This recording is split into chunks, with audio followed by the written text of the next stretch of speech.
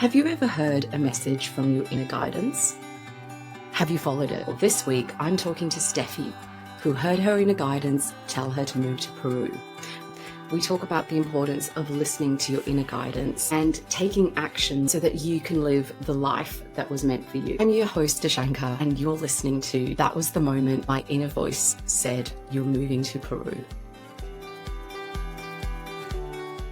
My guest today is Steffi Peters. Steffi was born in Belgium and emigrated to Peru in April 2021. Having spent all her life being extremely sensitive, Steffi now uses her gifts and challenges to make intuitive art and assist people on their journey as a holistic psychologist. Thank you so much for being here today, Steffi. Well, thank you so much for inviting me. Glad to be here. Let's talk about what life was like before your moment. Oh, well, it was quite a significant moment. So it was, well, obviously, as you know, we all have our lives going up and down. I did feel like before the moment, there was a lot more disconnection from myself and from, the world, people around me. Obviously, that was not constantly the case. Like, if you ask me to compare, then I would definitely say, yeah, it's much more like, I don't know, me feeling a bit out of touch with things, with myself, and yeah, in a nutshell, that's how I would describe it. So I guess tell me about the moment. Well, the moment, so I was still living in Belgium, and yeah, it was such an ordinary moment. Basically, I'm just sitting in the apartment I'm renting at the time, and I'm sitting on the couch, and then all of a sudden, just out of nowhere, so it seems, inner voice, if you will. And it says, like, I can kind of hear it, but it's not like sterile or something. It was more like something that just, that I hear, that I perceive. And the voice says, you're moving to Peru. That's that. It's funny because it was so far from my reality in that moment. And at the same time, it made total sense. So it was like, yes. Why didn't I think of this sooner? It made just total sense. And I felt in that moment how I really came in such a connection with myself. So that kind of marked the day and the moment when I was kind of just making this big shift in my life towards some more connection, living from my heart and soul and family.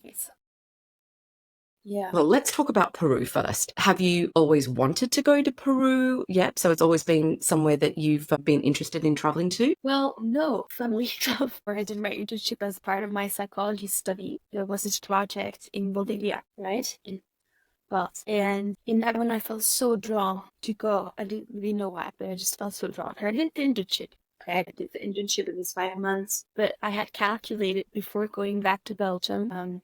I had calculated like an extra month because I really wanted to also see a part of the world. You're gonna travel so far, and then that's what I felt at the moment, And I came to Peru. That was actually my first encounter with Peru. And Bolivia obviously was the first encounter with Latin America. And I remember feeling so oh my goodness, this is such a different world. And I felt like I'm going to be back here someday. And then, after that, I did I went traveling again. Well, I was really traveling. I wasn't studying or doing any internships at the time. I was more like traveling, being a free bird and a butterfly, And yeah, that was my second time in Peru. But I also visited so many other countries, I was also in Africa. So it wasn't like I had this strong feeling that it needed to be Peru per se. But apparently, in my moment, the moment we're actually talking about, it somehow had to be Peru. I just believed it. I didn't start this whole discussion yes, but maybe, I was like, okay, inner voice has spoken, So yeah. And now let's talk about that inner voice, right? Because we all have that inner voice, that guiding system. Had you been listening to that inner voice in the past? Had you heard it before this moment? I had heard it, but I had heard it perhaps in a less clear way or something, if that makes sense. When I felt like the urge to go traveling the whole year by myself, it was also like a feeling, it was just there. There was no doubt, there was no oh, whatever, it was really oof, it was like a truth. And so, yes, I had felt it before, but in very few occasions, it had been that clear. And when you heard this, okay, you're moving to Peru, how were you feeling? Were you scared? Were you a little anxious, or were you just this is okay, yeah, cool. I feel great about this. I feel positive about this. Yeah, so that was a process. When I first like kind of received the message, it felt like the most normal thing in the world. Like when you think, oh, actually it's some bread, yeah, something like this. It's like normal. Felt very normal. It's very like feeling at home, something like this. Like I said, like why did I Mm-hmm. think of this sooner? Because it's kind of so aligned with me. But then obviously I did Mm. start to think. Then my kind of the mind turns on and then you The have logic. questions. Yes. So then I went through this entire process from the moment that I received the message until the actual moving. There was a lot of emotions. It was up and down, a little bit of everything. And what did everyone around you think? Oh, that's interesting. Well, mixed messages. Mixed messages. Yeah, reactions go from surprise to are you crazy to being very skeptical to being very happy to being very supportive to being upset with me, angry at me. It was a lot. It was a lot. Just like life itself, it was like this beautiful Yeah. mixture of, yeah, with spectrum of emotions and reactions. So you're in Peru now. So you obviously listened to the voice. And what happened after the moment? What was the kind of process of moving? How long did it take? Well, that is also a very interesting story because when I received the message, the moment happened February 2020. Yes. So that was an interesting period for, all of us. So I did ask a question. I asked a question. I asked my inner world, like, okay, so I received the message. Now, when is this going to happen? I asked, right? And then the answer I received was December 2020, right? And I remember that is when I kind of started to go into dialogue. Because I was like, wait a minute. Like, why are you giving me this message now if this whole thing isn't relevant until like December 20th? It's like so far away. It was like, that does not make any sense. And obviously, Belgium, like March 22 was the moment when, like we were supposed to be inside and, this mess. We couldn't move, right? Symbolic speaking of the rooms. So that's how that was, like me all of a sudden like everything closed. I was like, oh, well that makes sense now. Why we have to wait. This is why I can't go. Exactly. Yeah. So Yeah. anyways, yeah, so then the process started because, I work as a psychologist. Well, now I call myself a holistic psychologist because I do listen for alternative therapies. But in that moment, I was working in a center and I was actually guiding a number of people. So there were like a number of people that were very. So obviously I would have to kind of communicate this to them and make sure that, that they either can end the process in a good way, in a positive way. There is somebody else for them to continue to support them or to continue to offer support online. So yeah, it was one of the things that I had to take care of. It was very important to me. And I guess that time from March to December, I guess that gave you a lot of time to prepare and plan. Yes, and that was a good thing because as much as I thought in the beginning, like, oh my God, December is like, oh, so far away, all of a sudden, yeah, I found myself having a lot of things to deal with. First you kind of absorb it because it's a big thing to hear or to kind of integrate that message. Like, I'm moving to the other side of the world. It's a big thing. So first you go into your own process and then, it was the thing, obviously like telling people and the practical things, I sold a lot of my things, but then obviously the theme that we were kind of confronted with on the planetary level was also, required some time and energy and, patience and stuff like that. So it was an interesting mixture of things. Yeah. Leading up to the actual root. So during the pandemic, I feel like the pandemic was a bit of a shake-up for a lot of people, and a lot of people changed a lot of things during that. And I know for me, that's when I lived in London for nearly 18 years, and it would have been about 16 at that time. And at that point, my inner self was telling me that I need to go live by the beach. But actually, that voice had started telling me that before. I remember I was on holiday in the Canary Islands and I love to journal. So I was journaling and I was sitting on the beach and I remember like it just came out, you have to live by the beach. That's where you feel the most like yourself. You have to live by the beach. Obviously, London is nowhere near the beach. And I kind of just put that thought away. I just put it away and thought, all well and good. Yeah, okay, I need to live by the beach. Definitely one day. And then the pandemic happened and I wasn't able to travel to the beach at all. And I could feel myself like not being the full person that I am. When I was in London, I was very fortunate. I could travel to the beach, like I could travel overseas and have beach holidays 3 or 4 times a year. And then all of a sudden with the pandemic, there was nothing. And my inner self was just really just longing for that beach. I was born by the beach. I lived most of my life by the beach. And then all of a sudden the beach was taken away from me. And I remember sitting down one day and thinking, okay, well, I need to live by the beach. Where am I going to live? And I started writing a list of like places that I'd like to go. And then again, that voice came back to me and said, you used to live in Australia. They have the best beaches in the world there. Why are you looking outside? Go back to Australia. And in all my time in London, I'd never considered that I'd move back to Australia. But then this voice was just so strong and clear. But then my logic brain came into it. I was like, am I? And I had to do the whole pros and cons list, and because I had to talk myself into it. My inner self, my higher self knew that I had to move back, but my logical brain did not. And I had to convince my logical brain that, yes, this was a good idea. And did you have any of that at all? I think, and it makes sense, right? Because obviously, our hearts, our souls, our inner selves, ourselves, they can say so many things, but we still have like a rational brain. Sometimes things don't really make sense. I think for me, the challenge was to accept the restrictions, because the thing is, so I haven't said this yet, but also the move was supposed to take place, and that it was actually, funnily enough, I think it was November or December, I can't remember exactly, when Belgium actually opened the borders again. Or it was maybe a little bit, I can't recall exactly, but I had heard like December, so I respect it, And yeah, so it's planned, I think, for like the 27th or something after Christmas. But what happened was, I think around the 15th of December, Peru closed the borders.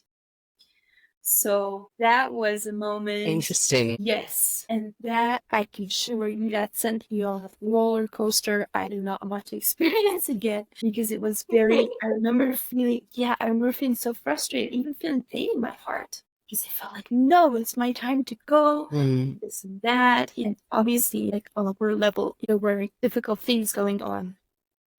So I did not complain, but at the same time, I was like, oh my goodness, that was very challenging. I think that was when my mind came, right? Am I on the right path? Is it really supposed to happen this way? Because in the end, I only got to move in April 2021.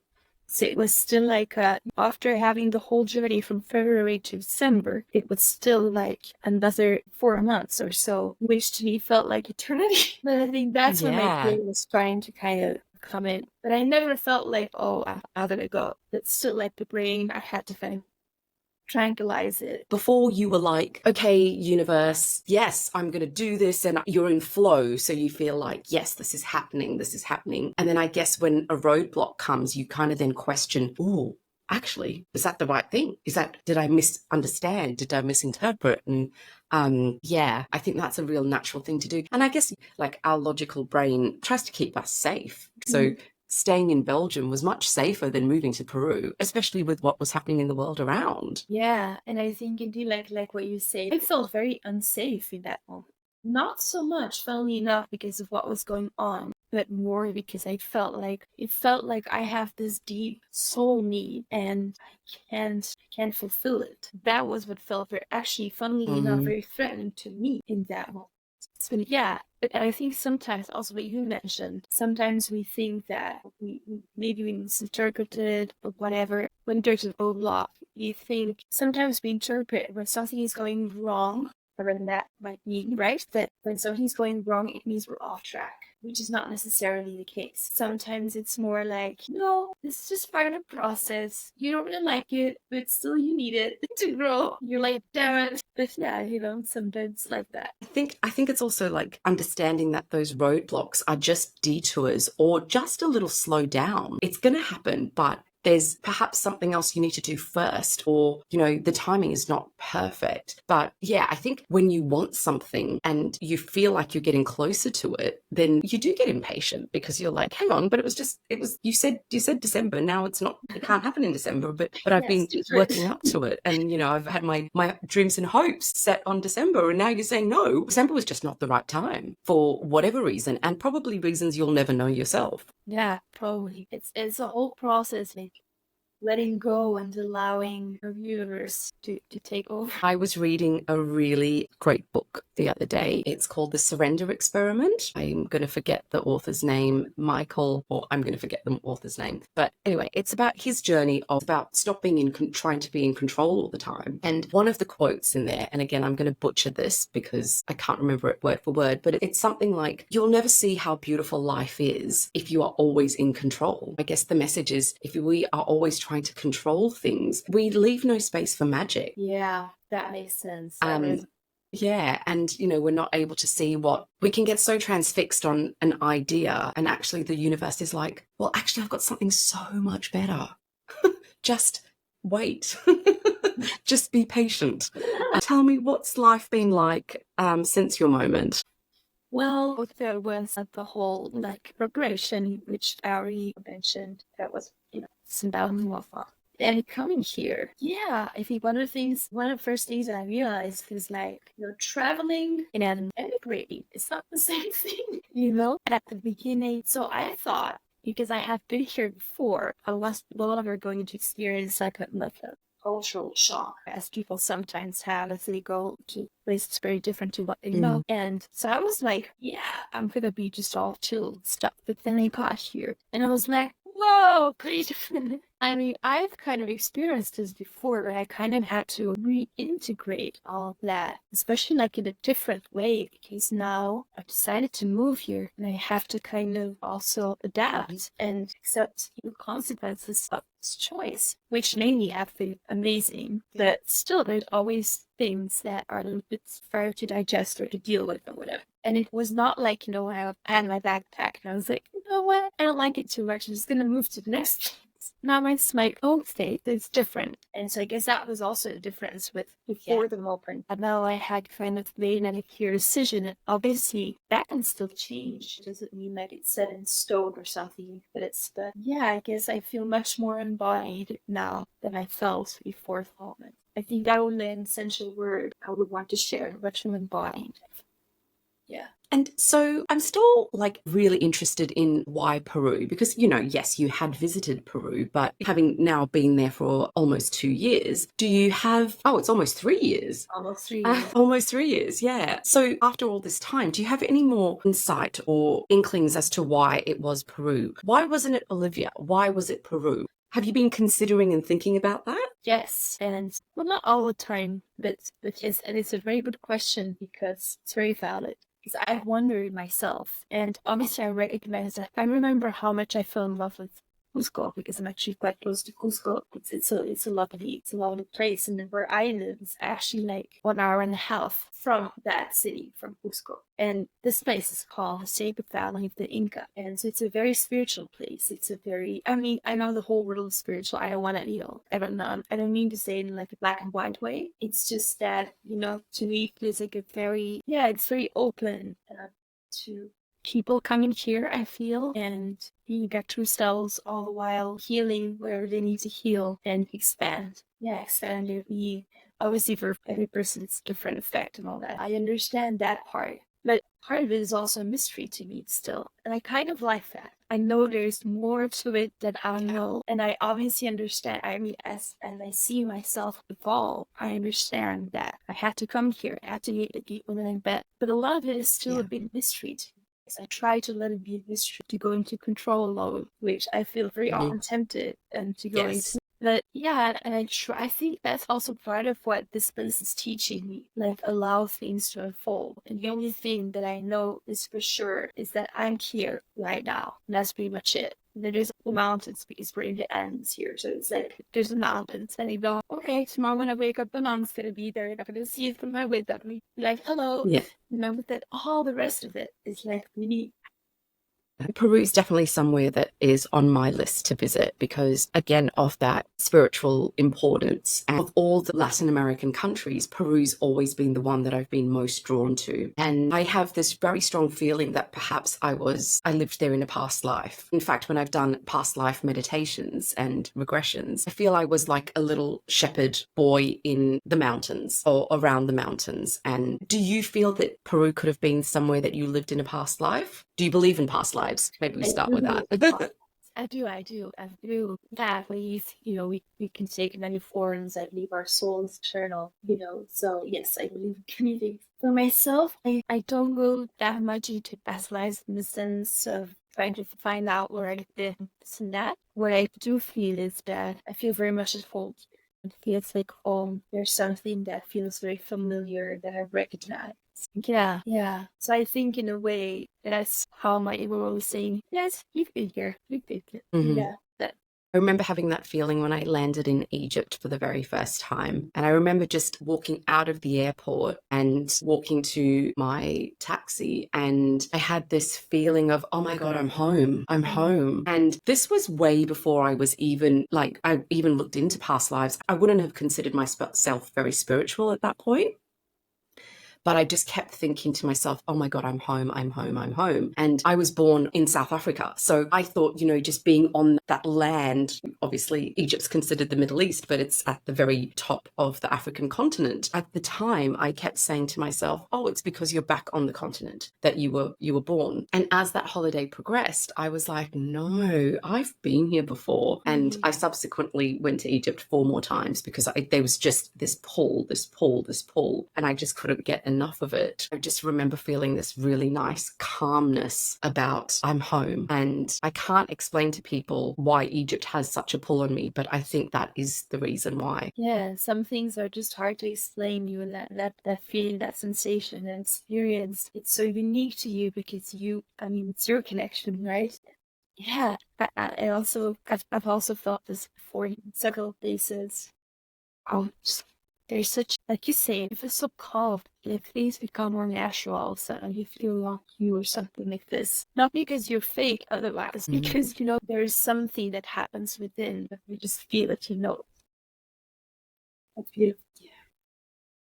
And so are you feeling the most you've ever felt? Actually, I am. So far, yes. I want to become a little more still. It's always, it's part of the healing process for me as well. I've had to instill that healing some things. But yes, I feel more myself than ever before. It's also important to say that changing your location does not change everything. Sometimes we can think that, oh, if I just move countries, all my problems go away and I'll be happier because I won't have this problem, I won't have this, I won't have to see him, I won't have to see her. And that doesn't happen, because everything is inside of you and you take it with you. When you decided to move to Peru, did you have any of that, oh, well, I'm going to be getting rid of all of these things? No, not so much. And funnily enough, there was a person at some point who asked me that question. And this was a person who was guiding me through that with some curves and stuff like this. Because I was already working on myself and I was in Belgium. And I just felt like that was going to continue. And I remember her asking me, I will confidence in her, but she was seeing my most vulnerable part. She's like, aren't you right? That triggered me so much. I cannot begin to tell you. It triggered me so much. I had to go to different therapy. It was actually, it was one of those blessings in disguise. I'm like, yeah, finally you want to feel this, but it's actually a good thing because it kind of strengthened in my decision. Because I kind of had to really go deep within myself and look like, am I hiding? Am I running away? So that comes to a conclusion. No, this is a heart desire. So that was good. But definitely what you say is very true. And I feel like for many things that now that I'm here, I also understand I personally needed a certain distance to be able to even look at things that I want to hear. So it was kind of the opposite. So instead of running from maybe perhaps things that I, found difficult or challenging to see, was at the opposite. Yeah, that's interesting.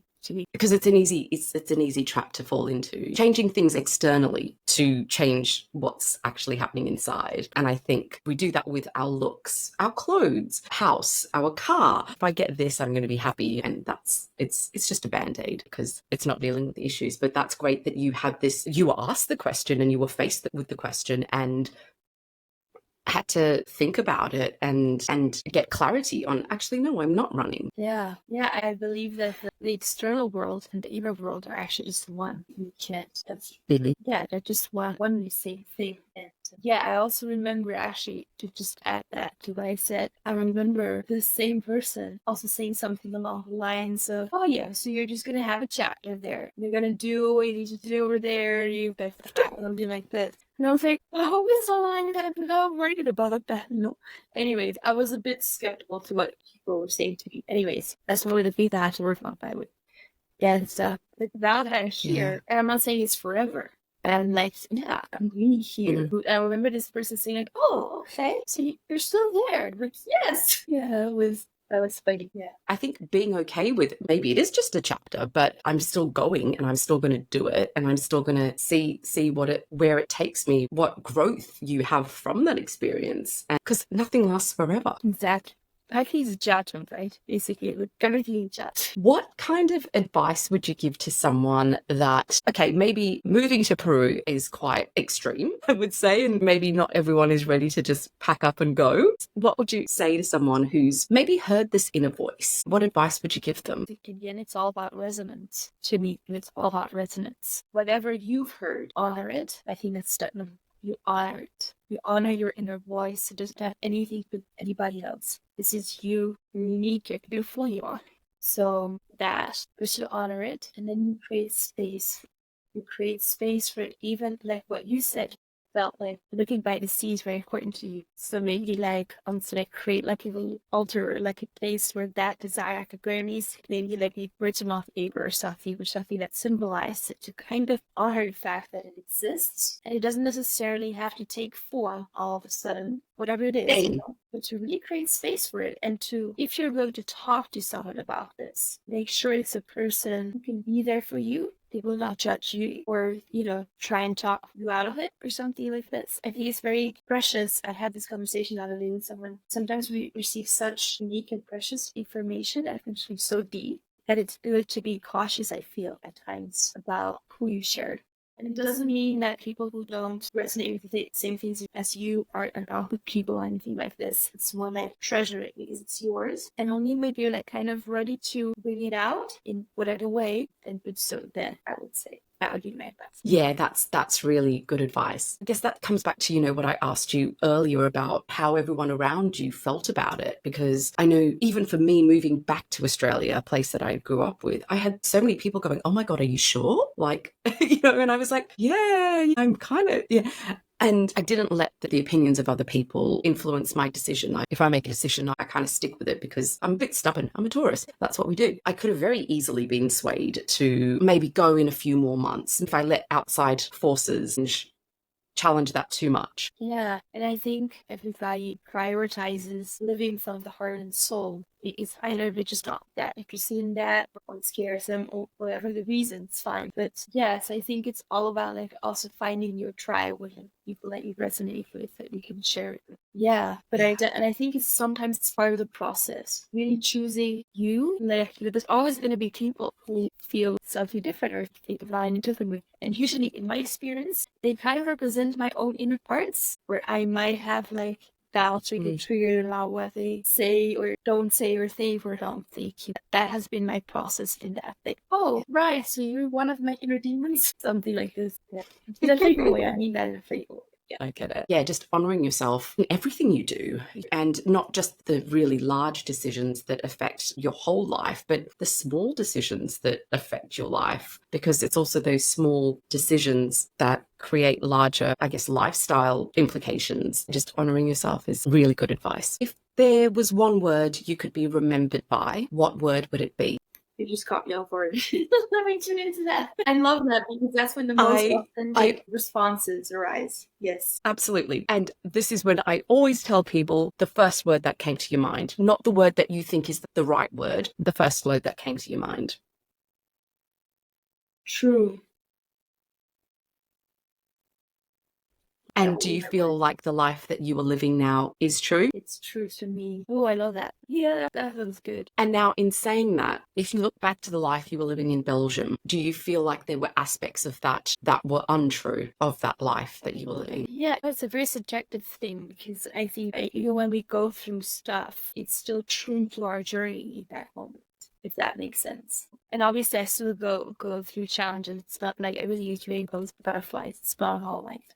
However, I think that what was untrue about that chapter, if I can use that word, is a lot of things that I believed about myself. I had a lot of negative thoughts about myself. I didn't believe I could the things I'm doing now. So in that sense, it was not so true, and neither being true to myself in a way, because I wasn't allowing my potential to shine through. I wasn't allowing myself to really be so. So yeah, I think I would highlight that as the part so true. Oh, that's wonderful. Thank you so much for being with me today and sharing your story. I've loved this conversation, and I think it's so inspiring that you listened to that inner voice and you took action, right? Because there's no point receiving information or guidance and then not acting on it. And obviously moving to another country is a huge undertaking and not something that everyone should take lightly. But the way you were able to think about it and follow that and, take the actions to get you there, I think that's really quite inspiring.